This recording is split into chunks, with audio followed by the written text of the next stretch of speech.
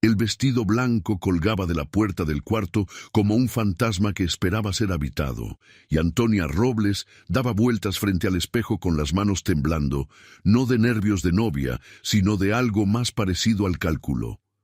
Afuera, las campanas de la iglesia de San Miguel de las Encinas ya empezaban a llamar a los primeros invitados, y el olor a nardos y azahar entraba por la ventana mezclado con el polvo del camino real. En el patio de la hacienda El Recuerdo, doña Paola Salazar caminaba con la espalda tan recta como si cargara sobre ella los 72 años que llevaba encima sin dejar que ninguno la doblara, repasando en su cabeza los detalles de una boda que llevaba meses organizando con las manos y con el corazón. No sabía todavía que en menos de una hora, escondida entre los rosales del jardín trasero, iba a escuchar una sola frase que partiría en dos la vida que conocía. No sabía que esa frase le exigiría lo más difícil que le habían pedido nunca, quedarse callada. Y no sabía tampoco que esa mañana, sin buscarlo, se convertiría en la única persona capaz de salvar a su hijo de sí mismo. Si usted cree que el amor verdadero nunca necesita mentiras ni papeles firmados a escondidas, deje su like ahorita mismo y suscríbase a Cuentos del Viejo Campo, porque hoy descubrirá cómo una sola decisión, tomada minutos antes de una boda, cambió para siempre el destino de toda una familia. Y cuénteme, ¿desde qué rincón del mundo nos acompaña hoy? San Miguel de las Encinas no era un pueblo grande. Tenía una plaza con 2 bancas de fierro forjado, una iglesia de cantera rosada que llevaba plantada ahí desde antes de que naciera el abuelo de doña Paola, y un puñado de calles empedradas que subían hacia los cerros de encino de donde el pueblo había tomado su nombre. Corría el año de 1921, y la revolución, aunque ya no tronaba con la misma furia de una década atrás, todavía dejaba su sombra en las conversaciones de los hombres mayores, en las viudas que se contaban por docenas, en las tierras que habían cambiado de dueño más de una vez sin que nadie preguntara demasiado cómo. La hacienda El Recuerdo, sin embargo, seguía siendo de los Salazar, y eso, en esa región de Jalisco, donde tantas familias lo habían perdido todo, era motivo de respeto y también de envidia. Doña Paola había enviudado hacía 11 años. Su marido, don Ignacio Salazar, había muerto de una fiebre que le entró después de una temporada larga de lluvias, dejándola con una hacienda que apenas empezaba a levantar cabeza y un hijo de 24 años que todavía no sabía distinguir entre el trabajo del campo y el trabajo de administrar el campo.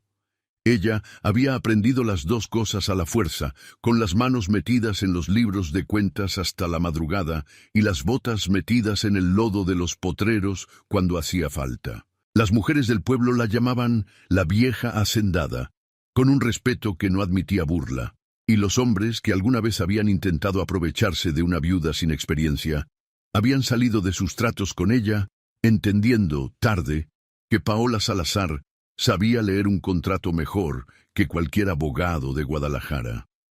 De sus dos características, las manos y la postura, la gente del pueblo hablaba como quien habla de una seña de identidad.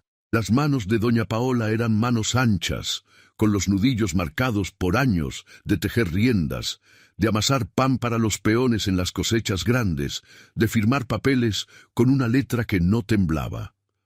La postura, en cambio, era la de una mujer que se negaba a que la vida la encorvara, aunque la vida hubiera hecho todo lo posible por lograrlo. Caminaba con la barbilla ligeramente alzada, no por soberbia, sino porque bajar la cabeza le parecía una traición a la memoria de Ignacio, que la había visto enderezarse después de cada golpe que la existencia les había repartido.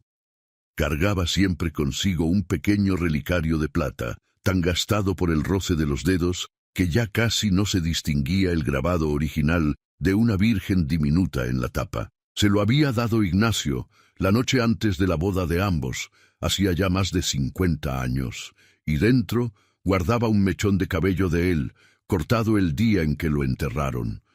Doña Paola lo llevaba prendido de una cadena bajo el vestido, contra el pecho, y cuando algo la inquietaba sin darse cuenta, sus dedos buscaban el metal frío como quien busca una ancla. Su hijo Juan tenía 35 años y una reputación de hombre serio, trabajador, poco dado a las fiestas del pueblo, y menos aún a las mujeres que iban tras la hacienda más que tras él. Había tenido un compromiso años atrás, con una muchacha de Autlán, que al final había preferido a un comerciante con negocio propio en la ciudad. Y desde entonces Juan se había vuelto todavía más reservado, más volcado en los libros de cuentas y en las reses, como si el trabajo fuera la única conversación que no lo iba a decepcionar. Doña Paola lo veía envejecer solo entre los papeles del despacho y sentía, con esa clase de dolor que las madres cargan sin nombrarlo, que su hijo se había ido resignando a una vida sin compañía, cumpliendo obligaciones sin encontrar en ellas ningún sentido verdadero.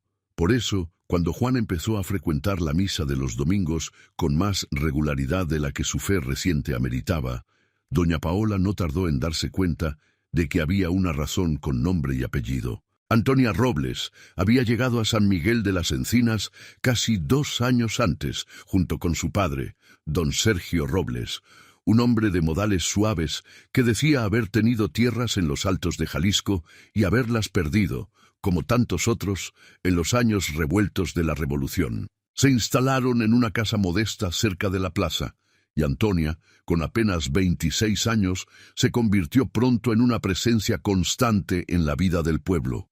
Ayudaba a bordar los manteles del altar para las fiestas patronales, visitaba a las familias enfermas con atole y pan, cantaba en el coro con una voz que hacía llorar a las viejitas de la primera banca.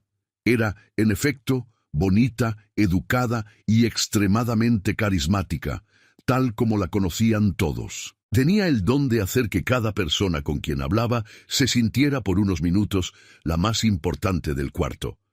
A doña Paola le llevaba flores del jardín de su casa los jueves por la tarde, sin falta, y se sentaba con ella largas horas a escuchar historias de Ignacio, de la construcción de la hacienda, de los años difíciles después de la Revolución, con una atención que parecía genuina y que, en efecto, lo era en parte.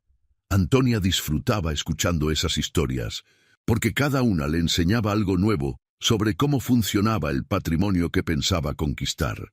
Doña Paola recordaba, entre tantas escenas de aquel año, una tarde de enero en que Antonia había caminado más de 2 leguas bajo un aguacero para llevarle un caldo de pollo a la familia Cendejas, cuyo hijo menor ardía en fiebre desde hacía 3 días. Se había quedado hasta la madrugada ayudando a la madre a cambiar los paños de agua fría en la frente del niño, y al día siguiente, cuando alguien le preguntó por qué se había arriesgado a enfermarse ella misma con tanta lluvia, respondió apenas que no soportaba la idea de que alguien sufriera por falta de una mano que ayudara. El pueblo entero comentó ese gesto durante semanas, y doña Paola, escuchándolo, había sentido que su desconfianza inicial hacia la muchacha que rondaba a su hijo se disolvía un poco más cada vez. Hubo, sin embargo, un instante, meses atrás, que doña Paola había preferido olvidar hasta esa misma mañana. Una tarde de mayo, sentadas las dos en el corredor, mientras Antonia bordaba un pañuelo, la muchacha le había preguntado, con la naturalidad de quien pregunta por curiosidad y no por cálculo, ¿cuántas hectáreas tenía exactamente la hacienda registradas a nombre de Juan y cuáles seguían todavía a nombre de doña Paola? La pregunta en su momento le había parecido apenas el interés lógico de una futura esposa por conocer el patrimonio de la familia en la que iba a entrar. Doña Paola se lo había contestado sin sospechar nada, y después había olvidado el detalle entre las decenas de conversaciones amables de aquellas tardes de los jueves. Ahora, mirando hacia atrás desde la sombra del cobertizo, esa pregunta volvía a ella con un peso distinto, como una piedra que en su momento pareció ligera y que sólo después revela cuánto pesaba de verdad. Nadie en San Miguel de las Encinas imaginaba que Antonia escondía un objetivo muy diferente al que aparentaba. Antonia había nacido en una hacienda de los Altos, que en algún momento había sido próspera, hasta que su padre, hombre de apuestas y de negocios mal calculados, la fue perdiendo pedazo por pedazo, primero en fiestas de naipes, después en préstamos que nunca pudo pagar, hasta que no quedó más que la casa donde había nacido, y ni siquiera eso. Al final, Antonia tenía 12 años cuando vio a su madre morir de una pulmonía que quizás se hubiera curado con un médico decente, y 14 cuando su padre tuvo que vender el piano de la sala para pagar una deuda de juego. Desde entonces cargaba una promesa hecha a sí misma con la misma dureza con que otros hacen promesas religiosas. Jamás volvería a vivir en la pobreza. Jamás volvería a ver a nadie que quisiera morir sin que un médico pudiera ayudarlo por falta de dinero. Jamás dependería otra vez de la suerte de un hombre con vicios. Recordaba, con una nitidez que ni los años lograban desdibujar, la noche en que el médico de pueblo llegó demasiado tarde a atender a su madre, disculpándose porque había tenido que atender primero a la esposa del alcalde, cuya familia sí podía pagarle de inmediato, mientras la suya llevaba semanas debiéndole la consulta anterior. Recordaba también el sonido exacto de las ruedas de la carreta que se llevó el piano de la sala, un Steinway pequeño que su madre tocaba las tardes de domingo, y cómo su padre, en vez de mostrar vergüenza, había salido esa misma noche a jugar a los naipes con el poco dinero que le quedaba, convencido de que la suerte tenía que cambiar tarde o temprano. Antonia tenía 14 años entonces, y fue esa noche, sentada sola en la casa vacía, donde antes había estado el piano, cuando decidió que jamás volvería a confiar su futuro a la suerte de nadie más que a su propio cálculo. Cuando conoció a Juan Salazar en la feria del pueblo vecino, no vio en él solamente a un hombre bueno, silencioso y trabajador. Vio con la misma frialdad con que su padre calculaba una apuesta, la oportunidad que llevaba años esperando. Una hacienda sólida, un hombre sin vicios ni ambiciones peligrosas, una suegra respetada que le abriría todas las puertas del pueblo con solo presentarla como su futura nuera. Con don Sergio trazó el plan con la paciencia de quien sabe que las prisas delatan las intenciones. Un año de cortejo lento, de gestos generosos, de paciencia infinita con las costumbres de la vieja hacendada, hasta ganarse un lugar en esa familia que ella misma describía, a sus espaldas, como su verdadera fortuna. La noche en que decidieron instalarse en San Miguel de las Encinas, padre e hija habían discutido durante horas, en el cuarto de una posada de paso, el plan que seguirían. Don Sergio, que a fuerza de perder todo lo que había tenido, se había vuelto un estudioso minucioso de las familias, con patrimonio en la región, había investigado durante meses cuáles haciendas seguían en pie después de la Revolución. Cuáles tenían deudas ocultas, cuáles tenían herederos varones sin compromiso ni compañía. El nombre de los Salazar apareció pronto en esa lista, junto con un dato que a don Sergio le pareció providencial.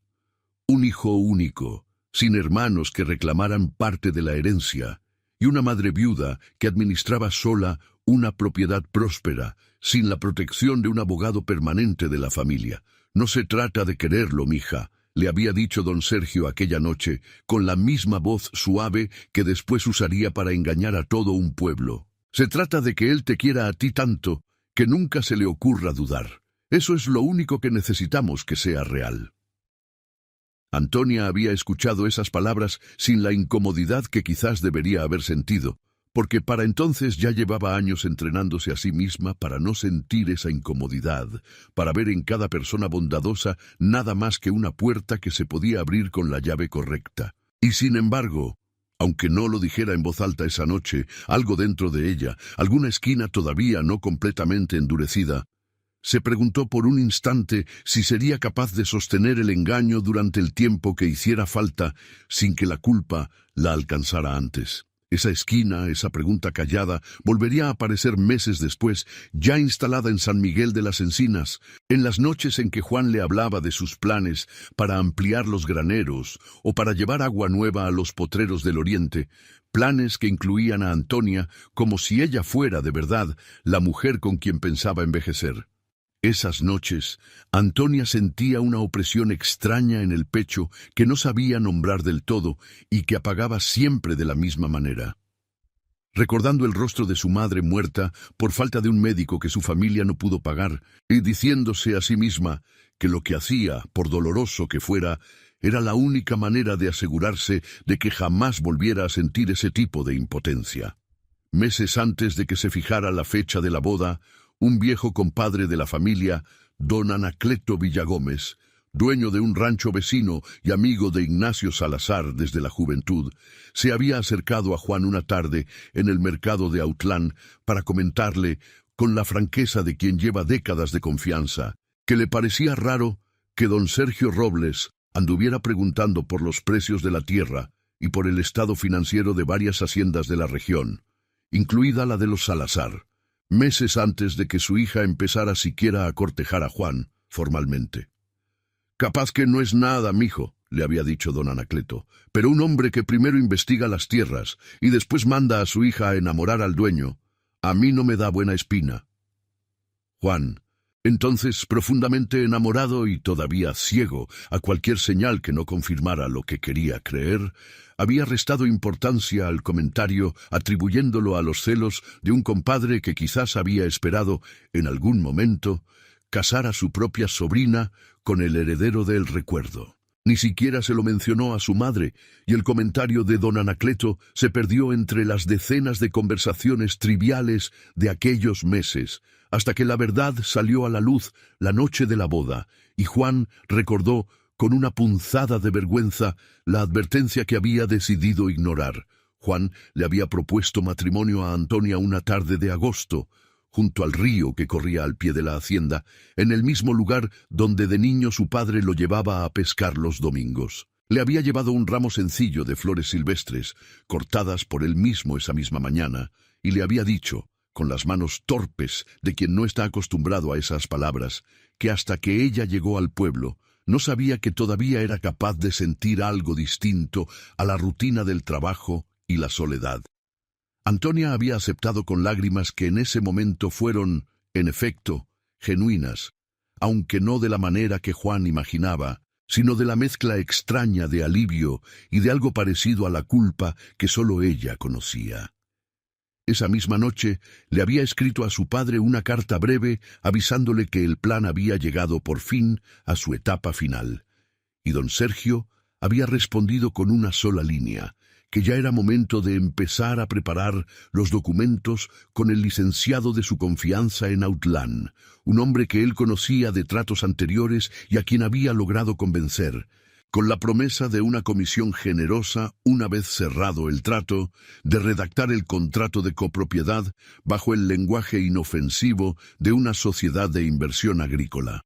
La boda se fijó para un sábado de octubre, después de la cosecha grande, cuando la hacienda tenía dinero fresco en caja y los graneros llenos. Se decidió que sería una ceremonia sencilla en la iglesia del pueblo, con el banquete después en el patio principal del recuerdo, bajo los laureles de la India que Ignacio Salazar había plantado el año en que nació Juan.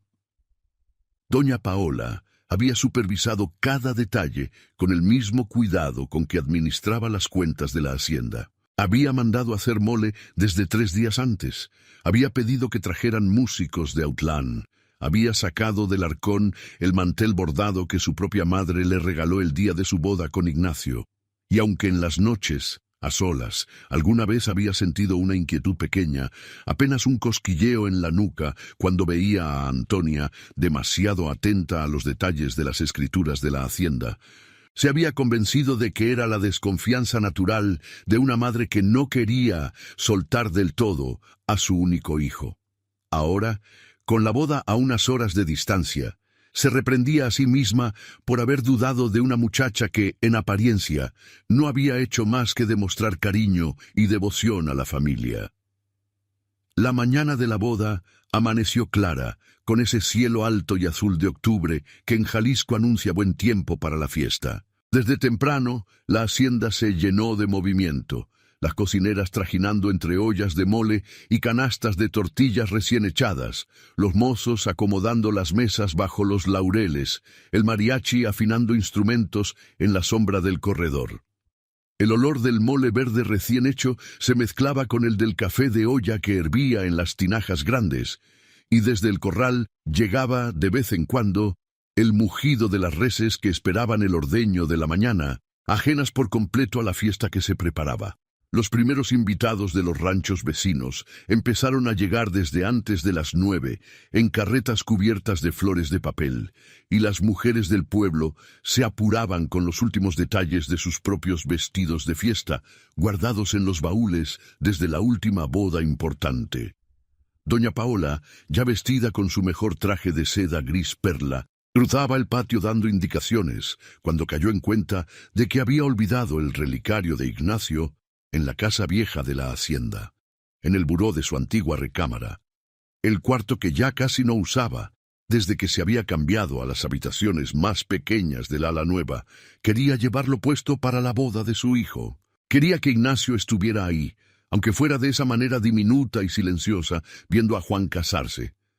Se disculpó con las cocineras, cruzó el patio y tomó el sendero de piedra que llevaba hacia la casa vieja, bordeado por los rosales que ella misma había sembrado años atrás. El camino pasaba junto a un cobertizo de herramientas, medio escondido detrás de un muro bajo cubierto de bugambilias, y fue ahí, a menos de 20 metros de donde debía estar, donde escuchó las voces. Reconoció primero la de Antonia, baja, apremiante, con un tono que doña Paola jamás le había escuchado antes, ni en la misa ni en las tardes de los jueves, con el atole y las flores. Y reconoció después la de don Sergio, igual de baja, con esa cadencia calculadora de quien está cerrando un trato de negocios y no despidiendo a su hija minutos antes de que se casara.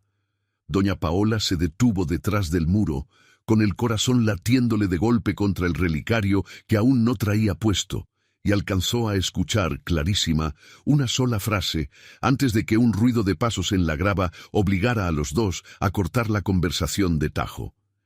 En cuanto él firme después de la ceremonia, la mitad de la hacienda será nuestra.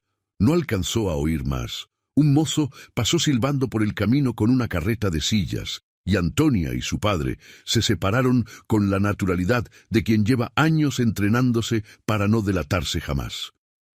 Doña Paola se quedó paralizada detrás del muro de las bugambilias, con las manos apretadas contra el pecho, buscando el relicario que no traía puesto todavía, como si su ausencia le hubiera robado también la protección de encontrar consuelo en él. No sabía qué documento iban a firmar, no sabía cómo pensaban apoderarse de la propiedad. No podía acusar a nadie con una sola frase escuchada al vuelo, sin testigos, sin pruebas, sin más que la palabra de una anciana contra la de la novia perfecta que todo el pueblo adoraba. Si cancelaba la boda en ese instante, Juan jamás le iba a creer. Antonia lo negaría todo, con esa misma serenidad con que negaba cualquier acusación de interés, y la familia entera quedaría destruida sin una sola prueba que sostuviera la denuncia. Doña Paola conocía a su hijo. Sabía que Juan, enamorado como estaba, defendería a Antonia contra el mundo entero, incluso contra su propia madre, y que un escándalo sin fundamento la dejaría a ella, precisamente a ella, en el papel de la suegra celosa que no soportaba compartir a su hijo. Por primera vez en su vida, doña Paola Salazar decidió quedarse callada. Regresó a la casa vieja con las piernas todavía temblando, subió los escalones de piedra que llevaban a su antigua recámara y encontró el relicario exactamente donde lo había dejado, sobre el buró de madera oscura, junto al retrato desteñido de Ignacio que llevaba ahí desde el día de su entierro. Se sentó un instante en el borde de la cama, respirando hondo, tratando de poner en orden los pensamientos que se le atropellaban unos a otros, hasta que logró calmar el temblor de sus manos lo suficiente para colgarse el relicario del cuello. Se miró un momento en el espejo ovalado que colgaba sobre el buró, buscando en su propio rostro alguna señal de lo que acababa de escuchar, y se prometió a sí misma, en voz baja, que nadie en esa hacienda notaría nada distinto hasta que ella decidiera que había llegado el momento. Volvió al patio principal con el rostro compuesto en la misma serenidad con que había recibido a los invitados toda la mañana. Nadie notó nada distinto. Las cocineras seguían con el mole, el mariachi seguía afinando, y Juan, cuando la vio cruzar el patio, le sonrió con esa sonrisa rara que solo le había visto desde que Antonia entró en su vida. Una sonrisa que le devolvía algo de la juventud que el trabajo y la soledad le habían ido robando. Doña Paola le devolvió la sonrisa, y sintió, al hacerlo, que ese gesto le costaba más esfuerzo del que jamás le había costado ningún trabajo del campo. La ceremonia se llevó a cabo esa tarde en la iglesia de Cantera Rosada, con el padre Ramón oficiando y todo el pueblo apretujado en las bancas y de pie en los pasillos. El aire dentro de la iglesia olía a cera derretida y a las flores de azahar que las mujeres del coro habían acomodado esa misma mañana en cada columna, y la luz de la tarde entraba en franjas doradas por los vitrales altos, cayendo justo sobre el pasillo central por donde Antonia caminaría del brazo de su padre. Doña Paola ocupó su lugar en la primera fila, con la espalda tan recta como siempre, observando a Antonia caminar hacia el altar con un vestido que doña Paola misma había ayudado a escoger en Guadalajara, y sintiendo que cada paso de la novia era, ahora, un paso calculado hacia algo que todavía no lograba nombrar del todo. Notó, con una atención que antes jamás se había permitido, la manera en que Antonia sonreía a la gente exacta que convenía sonreírle. Cómo sus ojos se detenían un instante de más en Juan, esperado y expectante junto al altar, con una expresión que a cualquier otro le habría parecido puro amor, pero que a doña Paola, apenas una hora después de escuchar aquella frase detrás del cobertizo, le pareció, por primera vez, la expresión concentrada de alguien que está a punto de ganar una partida larga y bien jugada. Cuando el padre Ramón pronunció las palabras del rito, preguntando si alguno de los presentes conocía algún impedimento para que esa unión se llevara a cabo, doña Paola sintió que el corazón se le detenía un instante, midiendo el peso exacto de su propio silencio. Podría, en ese momento, levantarse y decir lo que sabía. Podría destruir la boda ahí mismo, frente a todo el pueblo, sin darle tiempo a Antonia de reaccionar. Pero el silencio de la iglesia, cargado de expectación, le recordó una vez más lo que ya había decidido, que una acusación sin pruebas no protegería a Juan, solo lo pondría en su contra a él primero. Cuando el padre Ramón pronunció las palabras finales y declaró a Juan y Antonia marido y mujer, todo el pueblo aplaudió y las campanas repicaron, y doña Paola aplaudió también, con las manos que habían tejido riendas y firmado contratos, aplaudiendo ahora una boda que temía fuera la ruina de su familia. Mientras los invitados salían hacia el banquete bajo los laureles, doña Paola se acercó al mayordomo de la hacienda, Gregorio Ibarra, un hombre que había servido a los Salazar desde antes de que naciera Juan y que conocía cada rincón de las tierras y cada papel guardado en el despacho. Le pidió, con una tranquilidad fingida, que le costó cada gramo de voluntad que le quedaba, que después del banquete revisara con discreción qué documentos había preparado el licenciado Prisciliano Bonilla para firmarse esa misma tarde, una vez terminada la fiesta. Gregorio, que había visto crecer a Juan y que respetaba a doña Paola como a nadie más en el mundo, no hizo preguntas, solo asintió y le dijo que se encargaría. Mientras esperaba noticias, doña Paola se permitió, por unos minutos, sentarse a solas en el corredor que daba al patio trasero, ahí donde Ignacio solía sentarse las tardes de domingo a fumar su pipa y a mirar cómo crecían los laureles que había plantado el año en que nació Juan. Recordó con una nitidez que solo el miedo puede traer de vuelta las tardes en que ella e Ignacio habían levantado esa hacienda casi de la nada, después de que un incendio provocado por una gavilla de bandidos que asolaba la región quemara la mitad de los graneros originales en 1902. Recordó a Ignacio cargando piedra tras piedra para reconstruir los muros del cobertizo, a ella misma llevando de comer a los peones que trabajaban desde el amanecer, los dos jurándose, en las noches de cansancio absoluto, que esa tierra no se perdería jamás mientras les quedara aliento para defenderla.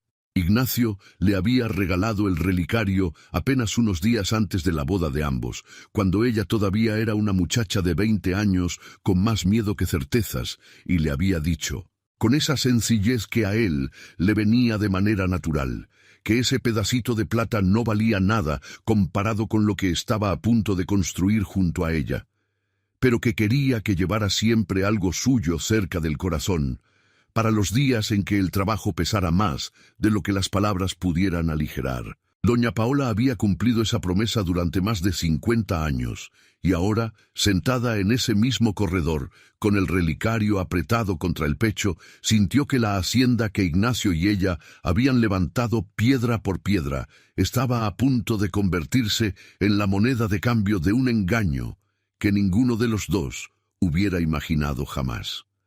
Recordó también, sentada ahí, la última conversación que había tenido con Ignacio antes de la fiebre que se lo llevó, 11 años atrás, en la que él, ya débil, pero todavía lúcido, le había pedido una sola cosa: que cuidara la hacienda no como una posesión, sino como una promesa hecha entre los dos, y que si algún día alguien intentaba arrebatársela, no lo hiciera por orgullo ni por miedo, sino con la misma paciencia con que habían levantado cada muro, piedra por piedra, sin prisas y sin descuidos. Doña Paola había guardado esa petición en el mismo lugar donde guardaba el relicario, y ahora, con la amenaza real y concreta apenas descubierta, entendía que había llegado el momento de honrarla. Fue en ese momento de quietud cuando estuvo a punto de ser descubierta. Antonia, que había salido a buscar un poco de aire después de las felicitaciones interminables de los invitados, cruzó el patio trasero justo cuando doña Paola, todavía con el pulso alterado, se llevaba la mano al pecho para acomodarse el relicario bajo el vestido. Por un instante, apenas 2 o 3 segundos que a doña Paola le parecieron eternos, los ojos de Antonia se detuvieron en ese gesto, en la manera tensa con que sus dedos se cerraban sobre la cadena de plata. «¿Se encuentra bien, doña Paola?», preguntó Antonia, acercándose con una sonrisa que no terminaba de subir hasta los ojos. «La vi sentada aquí solita y con la fiesta tan alegre allá adentro. Nomás descansando un poco los pies, hija», respondió doña Paola, con una serenidad que le costó cada gramo de voluntad que le quedaba. «A mi edad, las fiestas se disfrutan mejor en pedacitos». Antonia se quedó un instante más de lo necesario, como si algo en la escena no terminara de convencerla, hasta que Yolanda apareció providencialmente por el corredor con una charola de café recién hecho y un pretexto perfecto para llevarse a Antonia de regreso al patio principal, comentándole que Juan la andaba buscando para el brindis. Antonia se dejó llevar, no sin antes lanzar una última mirada hacia atrás. Una mirada que doña Paola sintió clavada en la espalda mucho después de que la muchacha hubiera desaparecido entre los invitados. Yolanda, cuando regresó minutos después, le dijo apenas, en voz baja, que había visto la cara de Antonia desde lejos, y que había decidido no esperar a que la curiosidad de la muchacha se convirtiera en pregunta. Doña Paola le agradeció con un apretón de manos que no necesitó palabras, sabiendo que ese instante, ese segundo de duda en los ojos de Antonia, había estado más cerca de arruinar el plan de lo que cualquiera de las dos hubiera querido admitir. Se prometió, en silencio, que esa noche, cuando todo terminara, le contaría a Yolanda con calma cuánto valía tenerla cerca en momentos así. El banquete transcurrió bajo los laureles con la abundancia que doña Paola había mandado preparar. El mole servido en cazuelas de barro, el arroz rojo, las tortillas recién echadas en el comal que las mujeres del pueblo atendían desde temprano, el mariachi tocando sones que hacían bailar a las parejas mayores entre las mesas. Antonia se paseaba entre los invitados, recibiendo felicitaciones con una gracia perfecta, tomando del brazo a Juan en cada foto, mirándolo con una ternura que, ahora, doña Paola observaba con otros ojos, buscando en cada gesto la grieta que delatara el cálculo detrás de la sonrisa. No la encontró. Antonia era, en efecto, extraordinariamente buena en lo que hacía.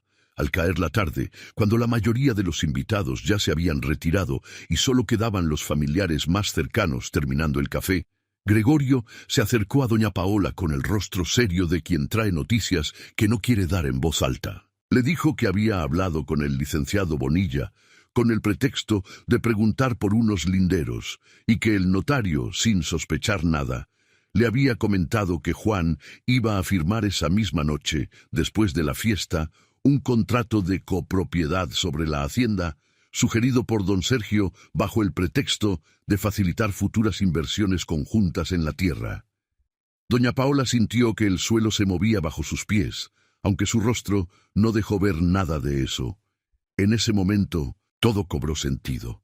La boda nunca había sido el verdadero objetivo, había sido apenas el camino, el instrumento paciente y bien construido, para convencer a Juan de firmar un documento que entregaría parte del patrimonio de la familia Salazar a un hombre que ni siquiera formaba parte de ella.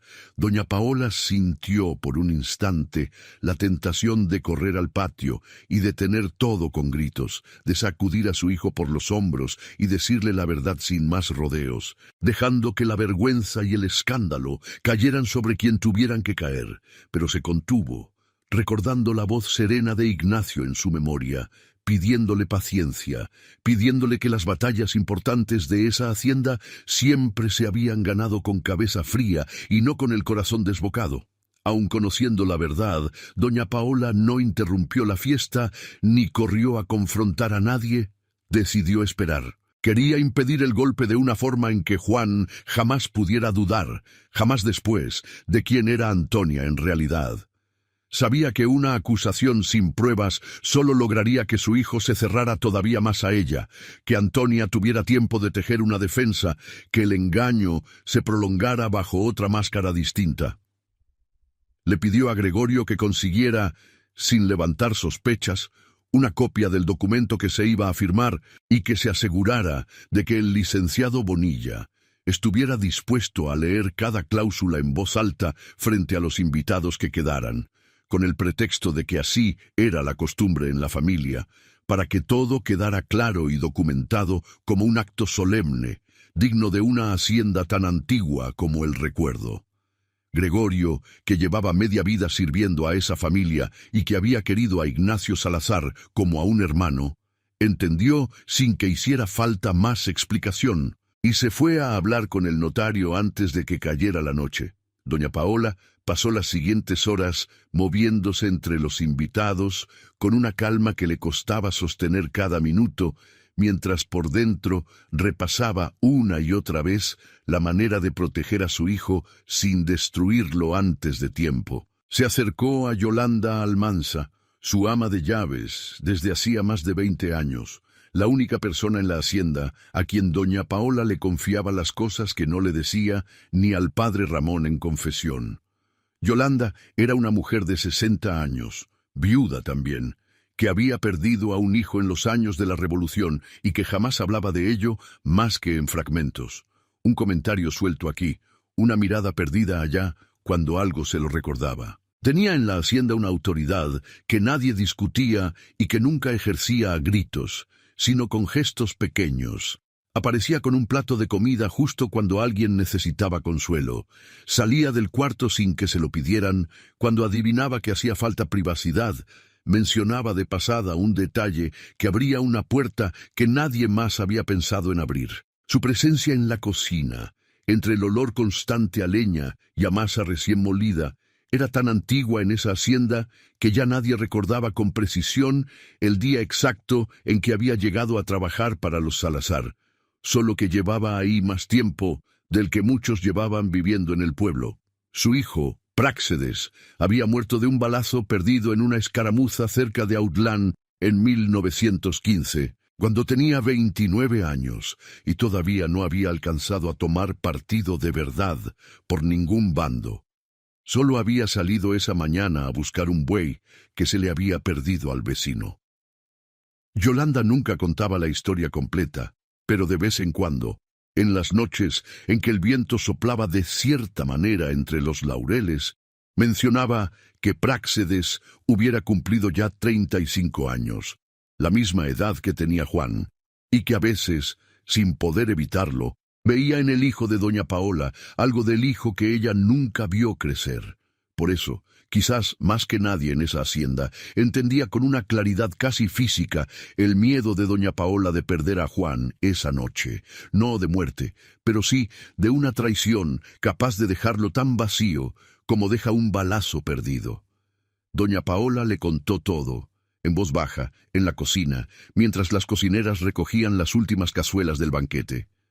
Yolanda escuchó sin interrumpir, con las manos quietas sobre el delantal, y cuando doña Paola terminó, se quedó callada un momento largo antes de decir con esa voz seca que usaba solo para las cosas más importantes: «Usted ya sabe lo que tiene que hacer, doña Paola.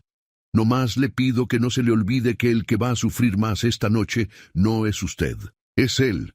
Doña Paola asintió porque sabía que Yolanda tenía razón y porque esa frase, sencilla y directa, era exactamente lo que necesitaba escuchar para no flaquear en las horas que le faltaban.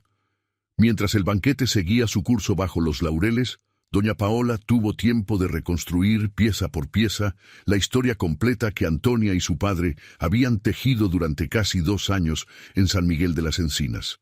Recordó, mientras fingía atender a los últimos invitados, la primera vez que Antonia había llegado al pueblo, casi 2 años atrás, presentándose en la misa del domingo con un vestido sencillo pero impecable, acompañada de su padre, ambos con la humildad justa de quien ha perdido mucho, pero conserva la dignidad.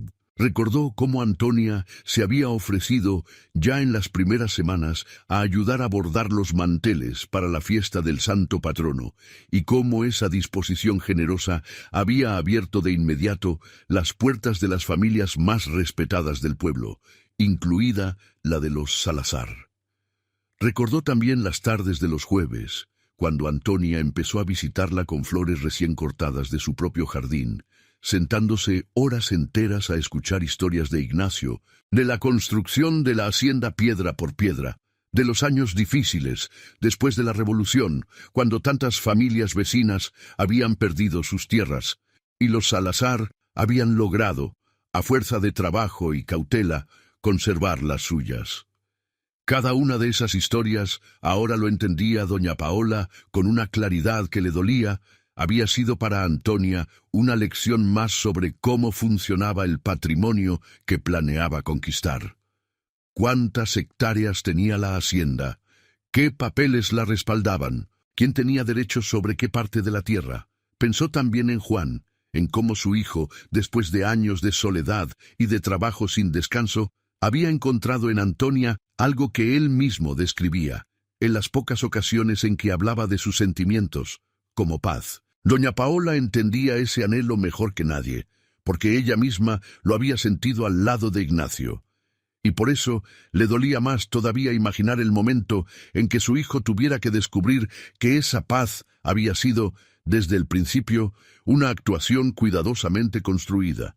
Yolanda le confesó, mientras seguían en la cocina, que en efecto había notado algo, aunque no había sabido nombrarlo hasta ahora.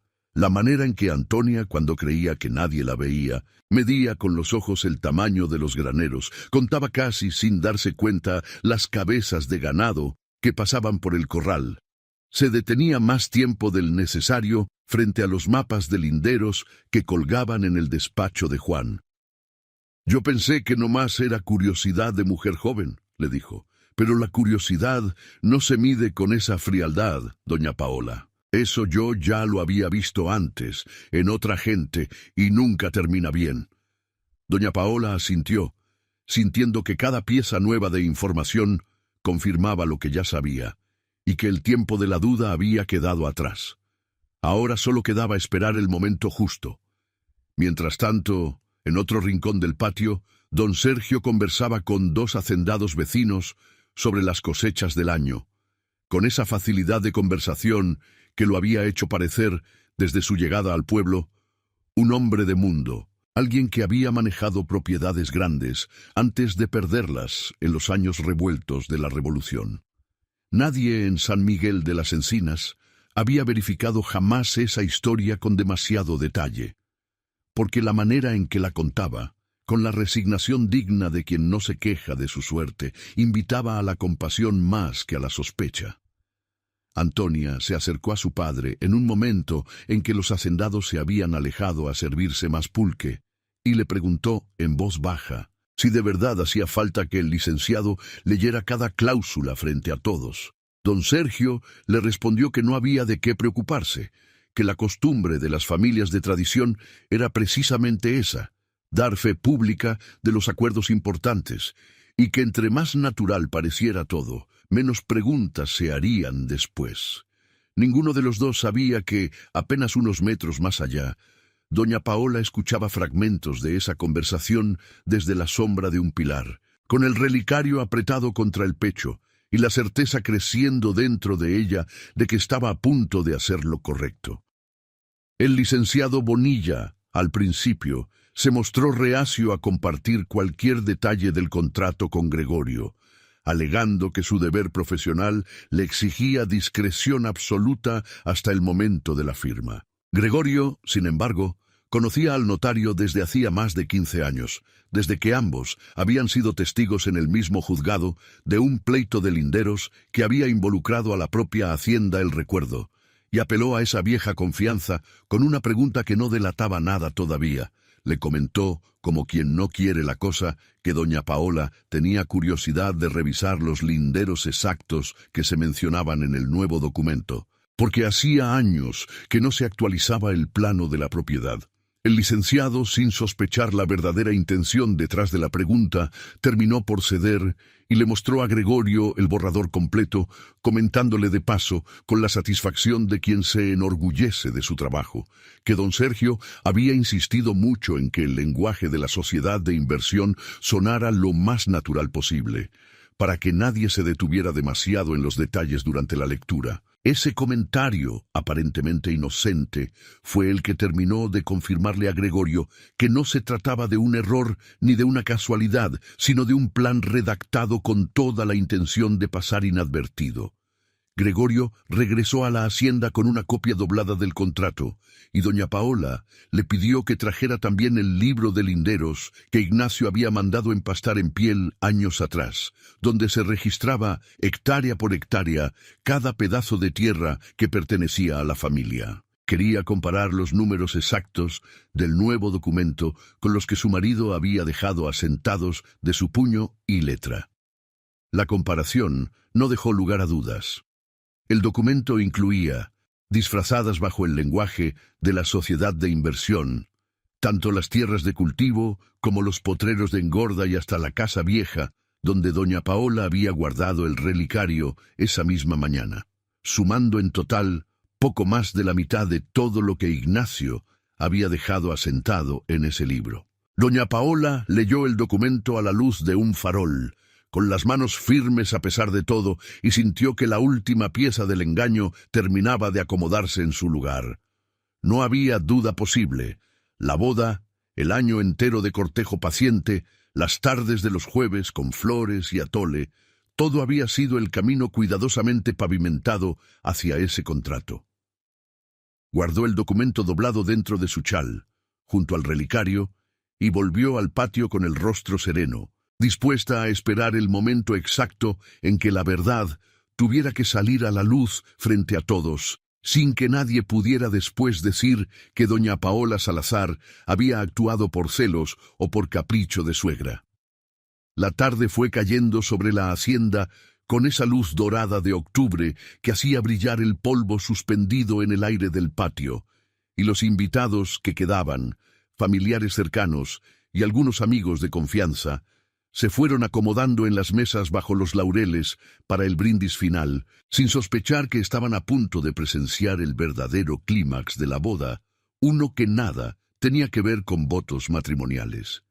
Juan, feliz como doña Paola no lo veía en años, se acercó a su madre con una copa de vino en la mano y le dijo que ese día había sido el más completo de su vida, que por fin sentía que la hacienda y la familia iban a crecer juntas, que Antonia le había devuelto las ganas de pensar en el futuro. Doña Paola lo escuchó con el corazón partido entre el amor que sentía por ese hombre que era su único hijo y el miedo de lo que estaba a punto de desatarse. Le tomó la mano, con esas manos anchas de nudillos marcados, y le dijo solamente que lo quería más de lo que las palabras podían decir. Juan, sin entender del todo la gravedad detrás de esa frase, le sonrió y se fue a atender a los últimos invitados.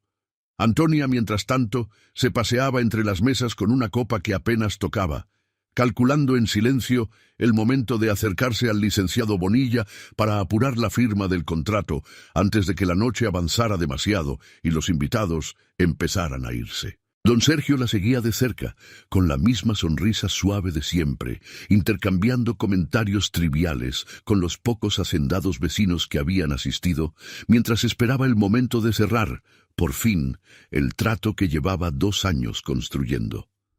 Ninguno de los dos notó que doña Paola los observaba desde la sombra del corredor, con el relicario apretado contra el pecho, ni que Gregorio se movía discretamente hacia el despacho para asegurarse de que el licenciado Bonilla tuviera lista, tal como se le había pedido, la lectura completa de cada cláusula. Antonia se retiró un momento al cuarto que le habían preparado para cambiarse de vestido antes del brindis final. Y ahí, a solas frente al espejo, se encontró con un pequeño paquete envuelto en papel de China, que Juan le había dejado sobre el tocador esa misma mañana, antes de la ceremonia, con una nota escrita de su puño y letra torpe de hombre poco acostumbrado a las palabras bonitas. Dentro del paquete había un par de aretes sencillos de plata, nada ostentoso, apenas 2 gotas pequeñas que Juan había mandado hacer con el platero de Autlán. Y la nota decía solamente que esperaba que la vida junto a él le devolviera algo de la paz que merecía después de tantos años difíciles. Antonia se quedó mirando los aretes un largo rato, sintiendo que algo se le apretaba en el pecho de una manera que no había sentido en meses. Por primera vez, desde que había llegado a San Miguel de las Encinas, se preguntó, con una honestidad que rara vez se permitía, si todavía era posible detener lo que estaba a punto de firmarse, si podía acercarse a Juan esa misma noche y decirle la verdad, aunque eso significara perder la hacienda, perder el pueblo entero, empezar de nuevo con las manos vacías tal como había jurado que jamás volvería a hacer. Fue en ese instante cuando don Sergio tocó la puerta y entró sin esperar respuesta, y al ver a su hija con los ojos húmedos frente al espejo, con los aretes todavía en la mano, entendió de inmediato lo que estaba pasando por su cabeza. «No es momento de dudas, Antonia», le dijo, con una firmeza que no dejaba espacio para la ternura. «Ya llegamos demasiado lejos para echarnos para atrás. Piensa en tu madre. Piensa en todo lo que pasamos cuando se nos acabó el dinero para el médico. Esto no es traición, es supervivencia, y la supervivencia no se detiene por un par de aretes bonitos». Antonia se guardó los aretes en el bolsillo del vestido, se secó los ojos con el dorso de la mano, y cuando salió de nuevo al patio, minutos después, su rostro había vuelto a ser el mismo rostro sereno y encantador que todo el pueblo conocía, aunque por dentro cargara ya, sin saberlo todavía, la primera grieta verdadera de una duda que ya no iba a poder cerrar del todo. Don Sergio se quedó un momento más en el cuarto, mirando por la ventana hacia el patio donde los invitados seguían bailando, y algo en su propio rostro, por un instante brevísimo que nadie alcanzó a ver, dejó traslucir el cansancio de un hombre que llevaba media vida huyendo hacia adelante, incapaz de detenerse a pensar si el precio que le estaba pidiendo a su hija valía, de verdad, la seguridad que ambos perseguían. Se recompuso rápido, sin embargo, con la misma disciplina que lo había sostenido durante años, y salió también al patio a seguir representando, ante todos, el papel del suegro orgulloso. El sol terminó de esconderse detrás de los cerros de encino, y las primeras estrellas empezaron a asomar sobre el patio iluminado por faroles de aceite, cuando don Sergio se acercó al licenciado Bonilla y le preguntó, con una cortesía que no admitía demora, si los documentos estaban listos para firmarse antes de que la noche avanzara y los invitados se dispersaran. El licenciado, hombre de mediana edad y modales pausados, respondió que todo estaba en orden y que, como era costumbre en las familias de tradición, procedería a leer cada cláusula en voz alta ante los presentes antes de proceder a la firma, para que quedara constancia clara de lo acordado.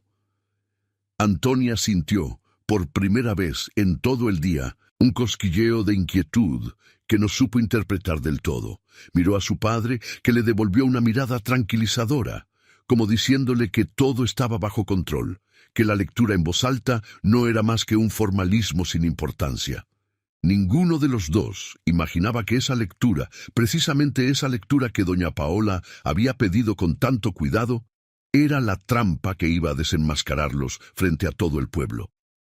Hubo, en medio de toda esa tensión contenida, un momento pequeño que doña Paola llevó consigo el resto de su vida como una de las últimas certezas de ternura verdadera que le quedaron de esa noche. Juan se acercó a ella cerca de las 9, cuando ya casi todos los invitados se habían ido y solo quedaban los familiares más próximos, esperando el momento del brindis final antes de la firma de los documentos. La encontró sentada en una de las bancas de piedra bajo los laureles, con la mirada perdida en la oscuridad que ya empezaba a tragarse los cerros. Se sentó a su lado sin decir nada al principio y después de un rato le tomó la mano. Esa mano ancha de nudillos marcados que lo había criado sola desde que él tenía 24 años, y se la apretó con una fuerza que no necesitaba palabras. «Gracias por todo esto, mamá», le dijo al fin, con la voz baja. «Sé que no ha de haber sido fácil para usted verme casar, después de tanto tiempo de que fuéramos nomás usted y yo en esta hacienda». Doña Paola sintió que el pecho se le apretaba de una manera que no tenía nada que ver con el miedo que llevaba cargando toda la tarde, sino con el amor puro, sin cálculo, que sentía por ese hombre que era, a pesar de todo, su hijo. Le tomó la mano con las dos suyas y se la sostuvo un momento largo, sintiendo el calor de su piel, la callosidad de sus dedos acostumbrados al trabajo del campo, y pensó, con una claridad dolorosa, que ese gesto sencillo, esa mano apretando la suya bajo los laureles, valía más que cualquier documento que estuviera a punto de firmarse. No le dijo nada de lo que sabía. No era el momento todavía, pero guardó ese instante con el mismo cuidado con que guardaba el relicario de Ignacio, sabiendo que después de esa noche las cosas entre madre e hijo cambiarían para siempre, y queriendo llevarse, aunque fuera por unos minutos más, la versión de Juan que todavía no sabía la verdad. «Yo también te doy gracias a ti, mijo», le dijo al fin, «por ser el hombre que eres. Eso nadie te lo puede quitar». Juan no entendió del todo el peso extraño de esa frase, pero la aceptó con la misma ternura con que la había dicho su madre, y se quedaron ahí sentados un rato más, en silencio, escuchando los grillos que empezaban a cantar en el jardín y el murmullo lejano de los últimos invitados terminando sus copas. Doña Paola aprovechó ese silencio para mirar a su hijo de reojo, fijándose en los detalles que solo una madre nota. La manera en que se le formaban las mismas arrugas alrededor de los ojos que tenía Ignacio cuando sonreía de verdad. El mechón de pelo que insistía en caerle sobre la frente igual que a su padre. Las manos grandes y encallecidas que ahora sostenían las suyas con el mismo cuidado con que de niño sostenía los pollitos recién nacidos en el gallinero, con miedo de apretar demasiado fuerte. Pensó que, pasara lo que pasara esa noche, ese hombre seguiría siendo el hijo que había criado sola, con las mismas manos que ahora la sostenían a ella, y que ninguna traición, por dolorosa que fuera, iba a cambiar esa verdad. Fue Yolanda quien, poco después, se acercó a avisarles que el licenciado Bonilla estaba listo para proceder con la lectura de los documentos, y que don Sergio y Antonia ya esperaban en el despacho con los demás familiares. El despacho de la hacienda era un cuarto amplio de paredes gruesas, con estantes de libros de cuentas que se remontaban a los tiempos del abuelo de Ignacio. Un escritorio de caoba oscura donde Juan llevaba años administrando los negocios de la familia, y una mesa larga donde se habían acomodado para la ocasión varias sillas alrededor de un candil de aceite que proyectaba sombras largas sobre las paredes. El licenciado Prisciliano Bonilla se sentó a la cabecera de la mesa con los documentos extendidos frente a él, y a su alrededor se fueron acomodando Juan, Antonia, don Sergio, doña Paola, Gregorio y un puñado de familiares cercanos que habían quedado para presenciar lo que todos suponían sería un trámite protocolario más de la celebración. Doña Paola tomó asiento junto a su hijo, con el relicario todavía apretado contra el pecho bajo el vestido, y el documento doblado que Gregorio le había conseguido guardado discretamente en el bolsillo de su chal, como una prueba de respaldo por si acaso el licenciado presionado por don Sergio, decidiera acortar la lectura. No hizo falta. El licenciado Bonilla, hombre de costumbres pausadas que se enorgullecía de la solemnidad de su oficio, empezó a leer el documento cláusula por cláusula, con esa voz clara y sin prisa que usaba para todos los actos importantes de su carrera, sin sospechar que estaba a punto de convertirse en el instrumento de la verdad que doña Paola había estado esperando toda la tarde. Antonia, sentada junto a Juan, insistió con una sonrisa que empezaba a tensarse en las comisuras, que quizás no hacía falta detenerse en cada detalle, que ya era tarde y los invitados que quedaban seguramente querían descansar. Don Sergio secundó el comentario con la misma cortesía suave de siempre, sugiriendo que bastaba confirmar y que el licenciado podía explicar los pormenores en otra ocasión más tranquila. Fue exactamente esa insistencia la que despertó, por primera vez en toda la noche, la desconfianza del propio Juan. Su madre lo conocía bien y sabía que Juan, hombre metódico y acostumbrado a revisar cada renglón de un contrato antes de comprometer un solo peso de la hacienda, jamás había firmado nada a la ligera en toda su vida adulta. La prisa repentina de Antonia, esa insistencia nerviosa por saltarse los detalles, chocaba de frente contra todo lo que Juan sabía sobre cómo se manejaban los asuntos serios en su familia. «Nomás terminemos de escuchar, Antonia», dijo Juan, con una voz que empezaba a perder la calidez de toda la tarde. «Si el documento está bien hecho, no hay por qué apurarse». Las primeras 3 cláusulas del documento eran, en apariencia, inofensivas. Reconocían el matrimonio recién celebrado, listaban los nombres completos de ambos contrayentes con sus datos de nacimiento y filiación, y establecían la fecha a partir de la cual el instrumento entraría en vigor. El licenciado Bonilla las leyó con la misma pausa solemne de siempre, deteniéndose en cada palabra, mientras Antonia, sentada junto a Juan, apretaba las manos sobre su regazo con una tensión que apenas lograba disimular bajo la tela del vestido. Juan escuchaba con atención, asintiendo de vez en cuando, todavía sin sospechar que el peso real del documento venía después, en las cláusulas que don Sergio había redactado con el cuidado de quien sabe esconder lo importante entre lo trivial. Doña Paola, por su parte, mantenía la vista fija en el licenciado, con el documento que Gregorio le había conseguido todavía guardado bajo el chal, lista para usarlo en el momento exacto si el notario, presionado, decidía saltarse alguna parte. El licenciado Bonilla, sin captar la tensión que empezaba a crecer alrededor de la mesa, continuó la lectura con la misma calma de siempre, y fue en la 4ª cláusula donde las palabras cayeron sobre el cuarto como una piedra en un estanque quieto.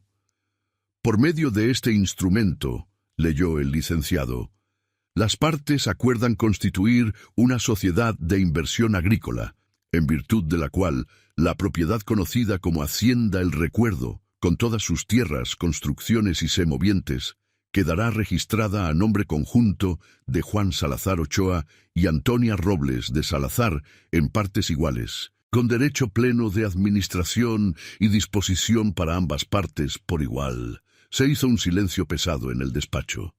Juan, con el rostro pálido a la luz del candil, tomó los documentos de las manos del licenciado y los leyó él mismo, línea por línea, mientras Antonia a su lado empezaba a explicar, con voz apresurada, que se trataba de un gesto de confianza entre esposos, que así funcionaban muchos matrimonios modernos, que su padre solamente quería asegurarse de que ella tuviera participación en el patrimonio que ahora también era suyo por derecho de esposa. Doña Paola, sentada al otro lado de la mesa, guardó silencio todavía, esperando el momento exacto. Juan levantó la vista de los documentos y miró a Antonia con una expresión que su madre no le había visto jamás. Una mezcla de incredulidad y de una tristeza que empezaba a convertirse rápidamente en algo más duro. «Esto no es un gesto de confianza, Antonia», dijo con voz baja pero firme. «Esto transfiere la mitad de la hacienda a tu nombre, esta misma noche, sin que hayamos hablado de eso ni una sola vez en todo el tiempo que llevamos de novios. Mi papá solamente quiso ayudarnos a organizar bien las cosas. respondió Antonia con la sonrisa todavía intacta, pero la voz empezando a quebrarse en los bordes. No hay nada raro en eso, Juan. Todas las parejas de posibles necesitan ordenar sus bienes. Fue en ese momento, con la precisión de quien ha esperado toda una vida el instante exacto, que doña Paola habló por primera vez. «Perdón que interrumpa», dijo, con esa voz serena que había usado toda la tarde para ocultar el temblor que llevaba dentro. «Pero yo creo que hay algo que Antonia sabe de este contrato desde antes de esta noche, y me gustaría que nos lo explicara». Todos los ojos se volvieron hacia ella. Antonia, por primera vez desde que había llegado a San Miguel de las Encinas, sintió que el control absoluto que siempre había mantenido sobre cada situación empezaba a resbalarse entre sus dedos. «No sé de qué habla doña Paola», respondió, con una voz que ya no lograba sostener del todo la serenidad de siempre.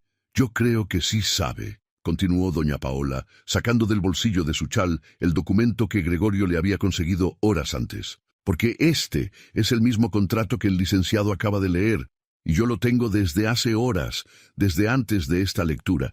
Y me gustaría preguntarle, delante de todos los que estamos aquí, ¿cómo es que usted sabía exactamente qué decía este papel, si según dice, se enteró apenas esta noche?»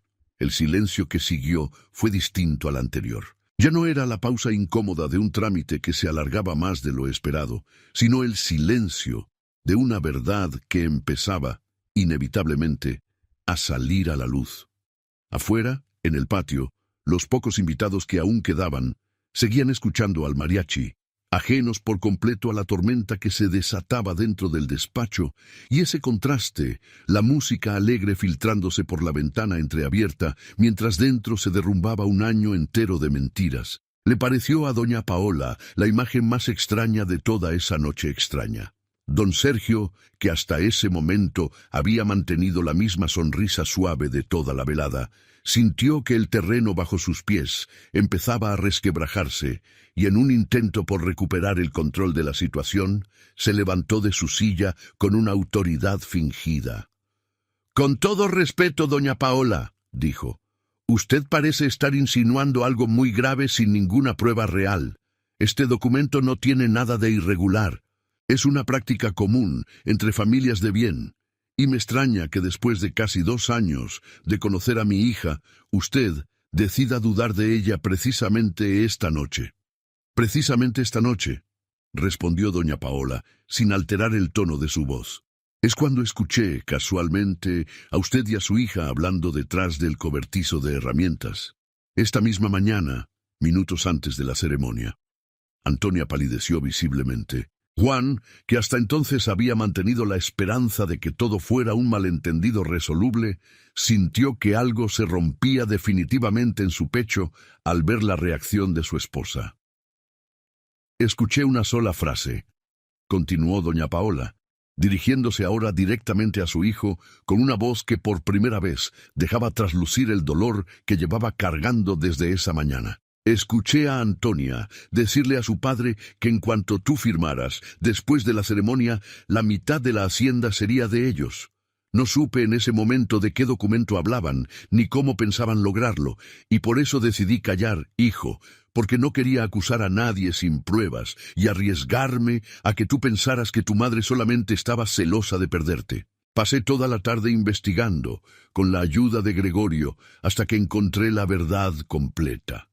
Juan se volvió hacia Antonia, buscando en su rostro algo que desmintiera lo que acababa de escuchar, algo que le devolviera la certeza de que la mujer con la que se había casado esa misma tarde era quien había creído que era durante todo un año. Antonia, acorralada, sintió que la máscara que había sostenido con tanta paciencia durante casi 2 años empezaba a resquebrajarse pieza por pieza. Miró a su padre buscando ayuda, pero don Sergio, viendo que el engaño ya no tenía manera de sostenerse, guardó un silencio que resultó más revelador que cualquier palabra. «Yo», empezó Antonia, y se detuvo, buscando alguna manera de reconstruir la historia que llevaba meses ensayando para un momento como ese, un momento que nunca imaginó que llegaría antes de que el contrato estuviera firmado. «Yo te quiero, Juan. Eso no era mentira. Pero, ¿sabías lo del contrato?», dijo Juan, con una voz que ya no temblaba, sino que se había vuelto dura como la piedra de los cerros que rodeaban el pueblo. «¿Sabías exactamente qué decía este papel antes de que el licenciado lo leyera?» «Contesta eso, Antonia. No más eso». El silencio de Antonia, prolongado, incapaz de encontrar una mentira lo suficientemente rápida para sostenerse frente a la mirada de su esposo, fue la única confesión que hizo falta. «Sabía que mi papá había preparado unos papeles», dijo al fin con la voz quebrada, «pero era para nuestro futuro, Juan, para que los dos tuviéramos algo seguro si algún día...» «¿Si algún día qué?», interrumpió Juan. «Si algún día yo me muriera, como se murió mi papá, ¿verdad? Para que tú y tu papá se quedaran con la mitad de lo que mi madre construyó sola durante 11 años, sin que yo tuviera nada que decir al respecto, porque para entonces yo ya estaría bajo tierra». Antonia, con las manos temblando, sacó del bolsillo del vestido los aretes de plata que Juan le había regalado esa misma mañana, y los sostuvo frente a él como si fueran la única prueba que le quedaba de que algo, en medio de todo el engaño, había sido verdadero. «Los guardé todo el día conmigo», le dijo. «Estuve a punto de decirte la verdad esta tarde, antes de la fiesta. Mi papá me lo impidió, pero yo lo pensé, Juan. Eso también fue real». Juan miró los aretes un instante, y algo en su rostro se suavizó apenas, lo suficiente para que doña Paola, observando desde su silla, entendiera que su hijo no estaba hecho de la misma dureza que don Sergio, que incluso en ese momento buscaba, contra toda evidencia, un pedazo de verdad al que aferrarse. «Pudiste decírmela», respondió al fin, «y no lo hiciste. Pensarlo no cuenta, Antonia. Solo cuenta lo que uno hace cuando todavía puede cambiar las cosas». Nadie en el despacho dijo nada durante un momento largo. El candil de aceite proyectaba sombras temblorosas sobre las paredes cargadas de libros de cuentas centenarios, y afuera, en el patio, los grillos seguían cantando con la misma indiferencia con que había cantado toda la noche, ajenos por completo al derrumbe que estaba ocurriendo dentro de esas 4 paredes.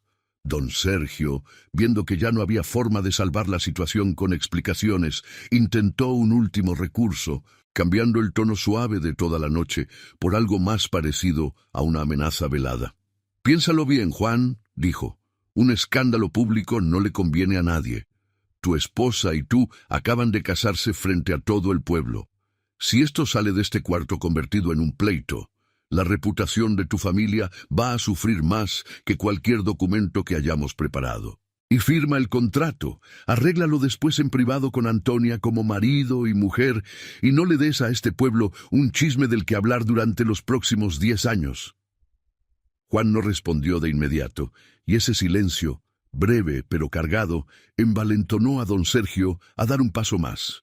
El paso que doña Paola llevaba toda la tarde esperando que diera, porque sabía que era ahí, en la desesperación de un plan que se derrumbaba, donde un hombre como él terminaba mostrando su verdadera cara. «Y no olvides», continuó don Sergio, ya sin la suavidad de antes, con una dureza que le cambiaba la voz por completo, «que un matrimonio consumado tiene sus propias leyes, Juan.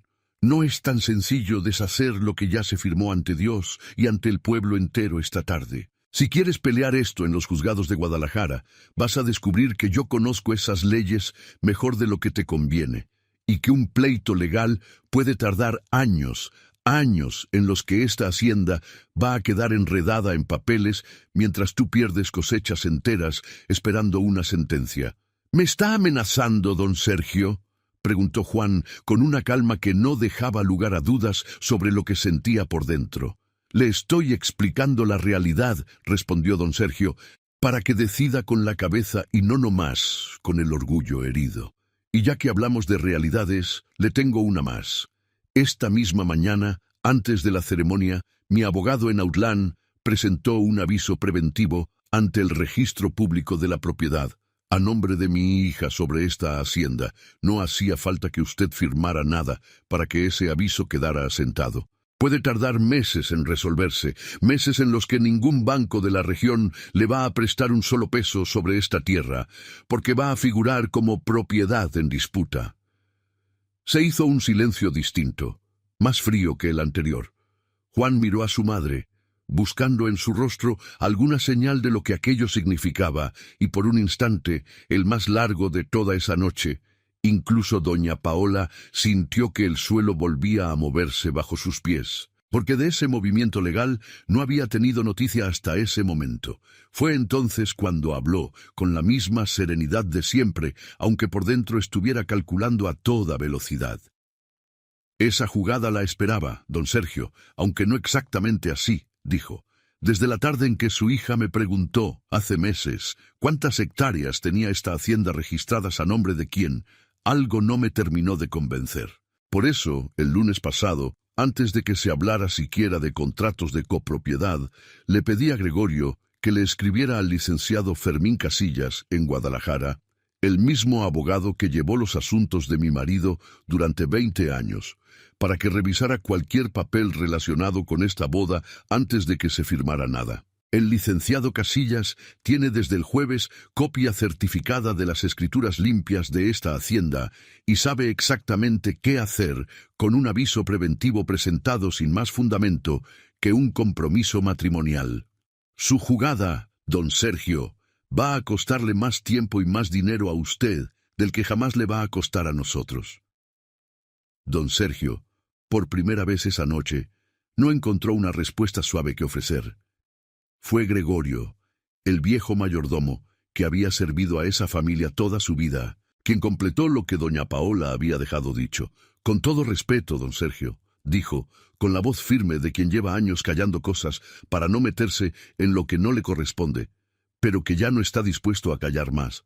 El único escándalo aquí es el que ustedes trajeron a esta casa desde que llegaron a San Miguel de las Encinas. Doña Paola ha sido más paciente de lo que cualquiera merecía, y más precavida de lo que usted se imaginó.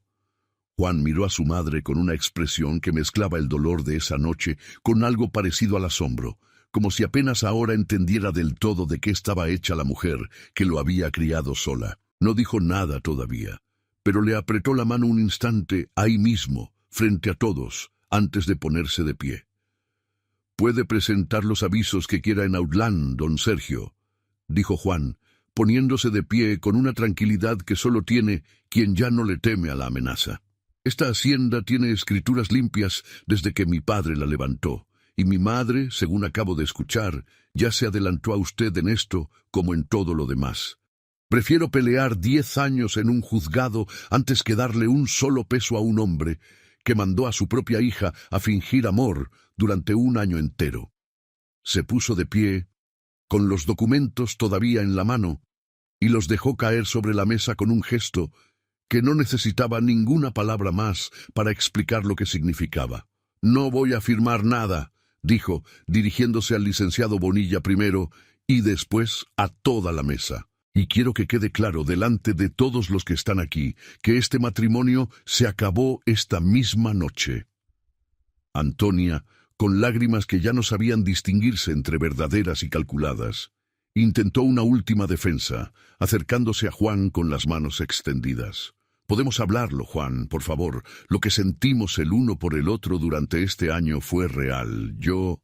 Lo que sentí yo fue real», la interrumpió Juan, retrocediendo un paso. «No sé qué fue lo que sentiste tú, Antonia, y ya no me importa averiguarlo. Lo que sí sé es que te casaste conmigo con un plan escrito de antemano para quedarte con la mitad de lo que mi madre construyó con sus propias manos después de que murió mi padre. Eso no se perdona con lágrimas». Don Sergio, viendo que ya no había manera de recuperar nada de esa noche, tomó a Antonia del brazo con una brusquedad que contrastaba con toda la cortesía fingida de los últimos 2 años, y le dijo, en voz baja pero audible para todos, que ya no valía la pena seguir ahí. Salieron del despacho y después de la hacienda, bajo la mirada silenciosa de los pocos familiares que habían quedado para presenciar el desenlace, cruzando el patio donde apenas unas horas antes se había celebrado una boda que todo el pueblo creyó el inicio de una nueva vida para Juan Salazar. El licenciado Bonilla, todavía sentado a la cabecera de la mesa con los documentos frente a él, preguntó, con la discreción propia de su oficio, qué debía hacerse con el contrato que jamás llegó a firmarse. «Rómpalo», dijo Juan, y que no quede ningún rastro de esta noche más que el recuerdo de no volver a confiar tan rápido en nadie. Doña Paola se acercó entonces a su hijo, y por primera vez desde que había escuchado aquella frase detrás del cobertizo de herramientas, dejó que las lágrimas que había contenido toda la tarde le corrieran libremente por el rostro. «Perdóname, hijo», le dijo, «por no habértelo dicho antes. Tuve miedo de que no me creyeras, de que un escándalo sin pruebas te alejara todavía más de mí. Preferí esperar, aunque eso significara verte sufrir esta noche delante de todo el pueblo». Juan abrazó a su madre con la misma fuerza con que ella lo había abrazado a él cuando era niño, y le dijo que entendía, que en su lugar quizás habría hecho lo mismo, y que lo que de verdad le dolía no era el silencio de su madre, sino haber sido tan ciego durante un año entero ante lo que ahora le parecía tan evidente. Se quedaron así, abrazados en medio del despacho, mientras Gregorio y Yolanda, sin decir palabra, empezaban a recoger los últimos rastros de una fiesta que había terminado de una manera muy distinta a como todos la habían imaginado esa mañana. Los días que siguieron a esa noche fueron difíciles para toda la hacienda. El pueblo entero se enteró, por supuesto, del escándalo que había ocurrido en la boda de Juan Salazar, y las versiones se multiplicaron con la velocidad con que se multiplican los chismes en los pueblos pequeños, aunque la mayoría coincidía en un punto, que Antonia Robles y su padre habían resultado ser exactamente lo contrario de lo que habían aparentado durante casi 2 años. Don Sergio y Antonia abandonaron San Miguel de las Encinas apenas 2 días después, sin que nadie supiera con certeza hacia dónde se dirigían, dejando atrás la casa modesta que habían rentado cerca de la plaza y una reputación destrozada que los siguió, según se supo después por comentarios de viajeros, hasta el siguiente pueblo donde intentaron instalarse. El licenciado Fermín Casillas, tal como doña Paola había previsto, no tardó ni 3 semanas en lograr que el registro público de la propiedad de Autlán cancelara el aviso preventivo por falta de fundamento legal, dejando las escrituras de la hacienda El Recuerdo tan limpias como habían estado siempre. Gregorio fue quien le llevó la noticia a Juan, en el mismo despacho donde todo se había derrumbado, y se la dio con la sencillez de quien reporta un asunto ya resuelto, y no una victoria que celebrar, porque sabía que para Juan esa noticia legal pesaba mucho menos que la herida que todavía estaba sanando. Juan pasó las primeras semanas sumido en un silencio que preocupaba a doña Paola más de lo que ella misma se atrevía a admitir. Se levantaba antes del amanecer para trabajar en los potreros con una intensidad que parecía buscar, en el cansancio físico, algo que le distrajera del dolor de haber sido engañado tan completamente por alguien a quien había querido con toda sinceridad.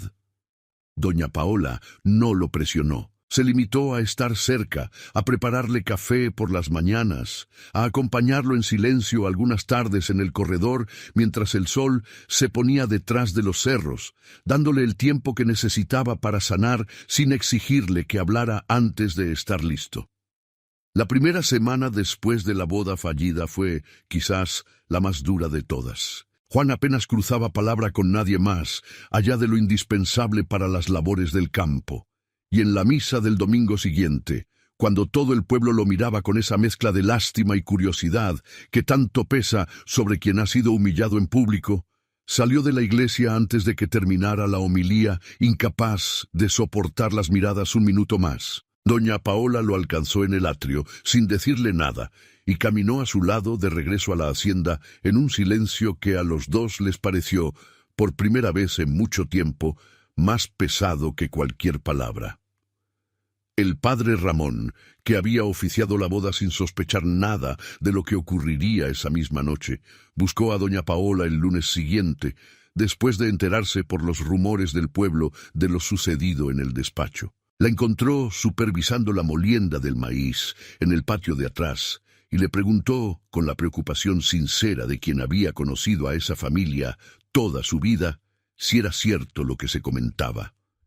Doña Paola le contó la verdad completa, sin adornos, Y el padre Ramón guardó silencio un momento largo antes de decirle que entendía perfectamente por qué había decidido esperar hasta tener pruebas, que un sacerdote sabe mejor que nadie cuánto daño puede hacer una acusación sin fundamento, y que lo importante ahora era ayudar a Juan a sanar sin que el peso de la vergüenza pública lo hundiera más de lo necesario.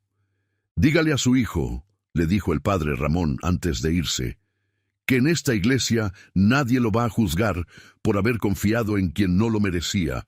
Eso no es debilidad, doña Paola, eso es tener corazón. Lo que sí sería debilidad sería no volver a confiar en nadie nunca más». Doña Paola le agradeció esas palabras y se las repitió a Juan esa misma noche, mientras cenaban en silencio en la mesa larga del comedor.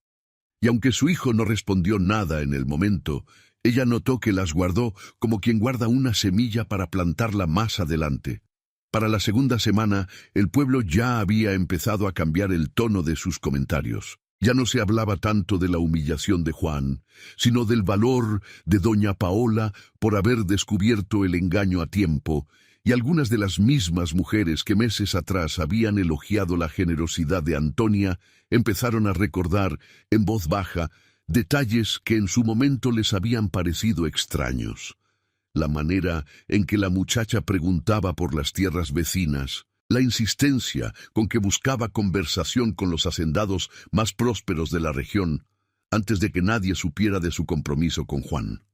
Fue en la tercera semana cuando Gregorio, viendo que Juan seguía encerrado en un silencio que ya no parecía sanar solo con el trabajo, decidió hacer algo que nunca antes se había atrevido a hacer con el hijo de su patrón. Lo llevó, un domingo por la tarde, hasta el rincón más viejo de la hacienda, donde todavía se conservaban las herramientas originales que Ignacio Salazar había usado para levantar los primeros muros, y le contó, con detalle, que Juan jamás había escuchado completo, cómo su padre había reconstruido esas tierras después del incendio de 1902, cargando piedra tras piedra con las manos ampolladas, sin más ayuda al principio que la de doña Paola y 2 peones, que se negaron a abandonar la hacienda, aunque no hubiera dinero para pagarles a tiempo.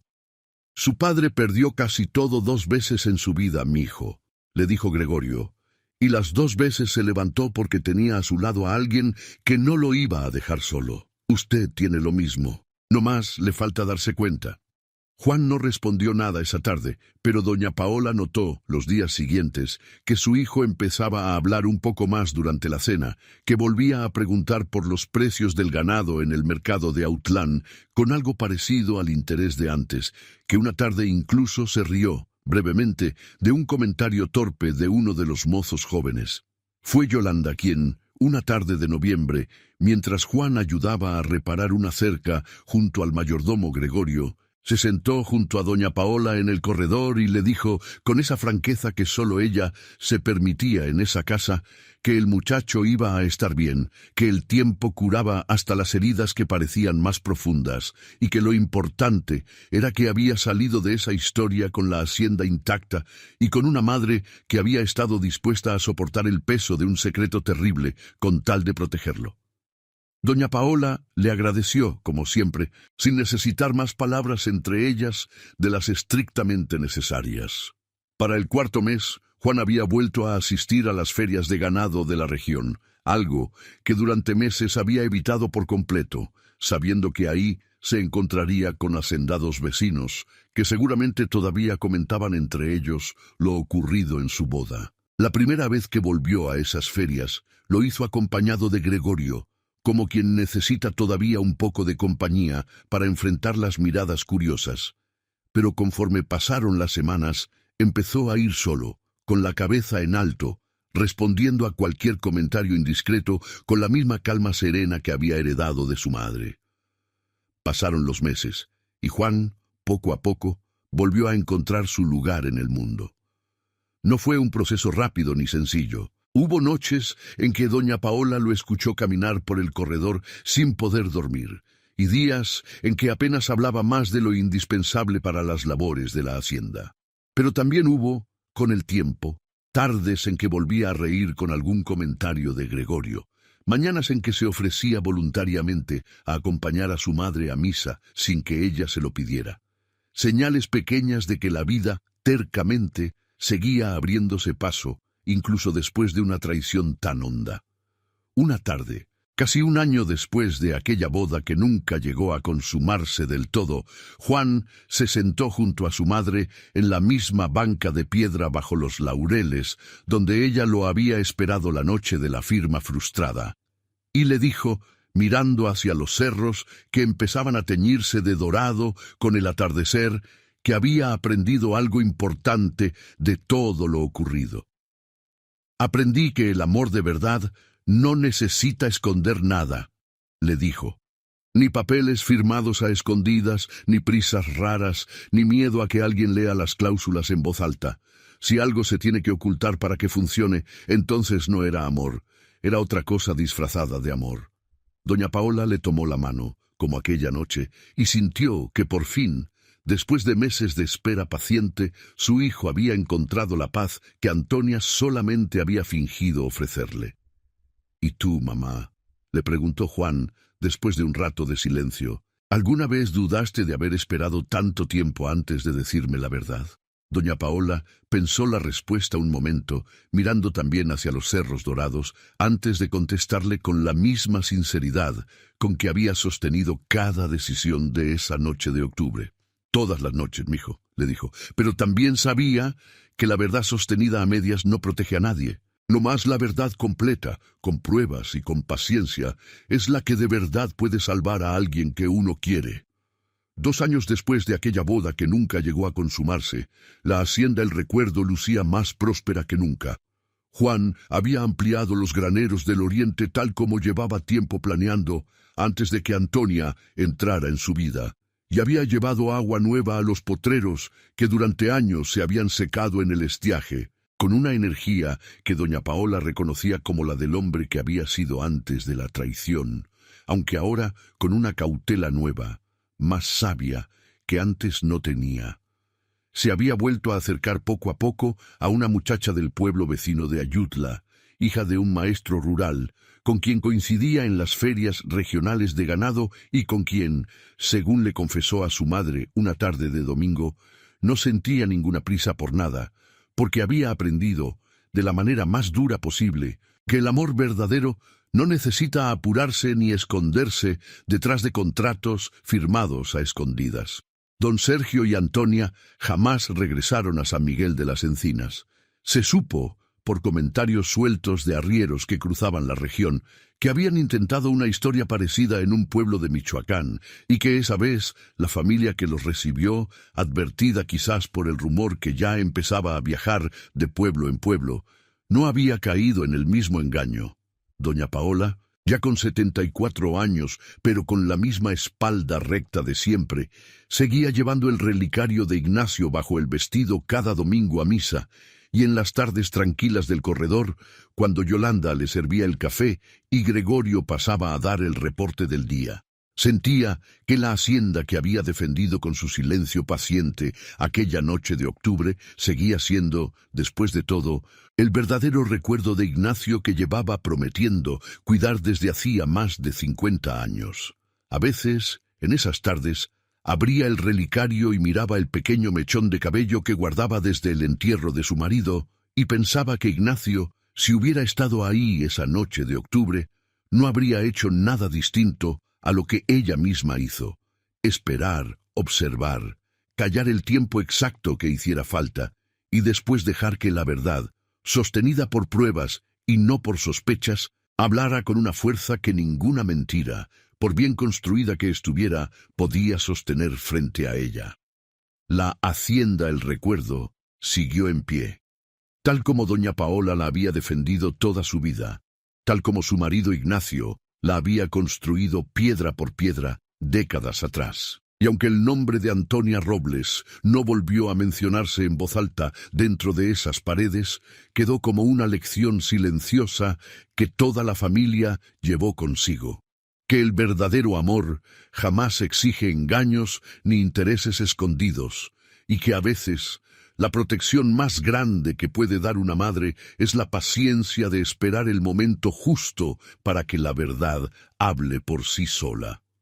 Si esta historia le tocó algo por dentro, no se vaya sin dejarnos su like y sin suscribirse a Cuentos del Viejo Campo, porque cada semana traemos relatos que nacen del corazón del viejo campo mexicano y que nos recuerdan que la familia, cuando de verdad se quiere, encuentra la manera de protegerse hasta en los momentos más oscuros.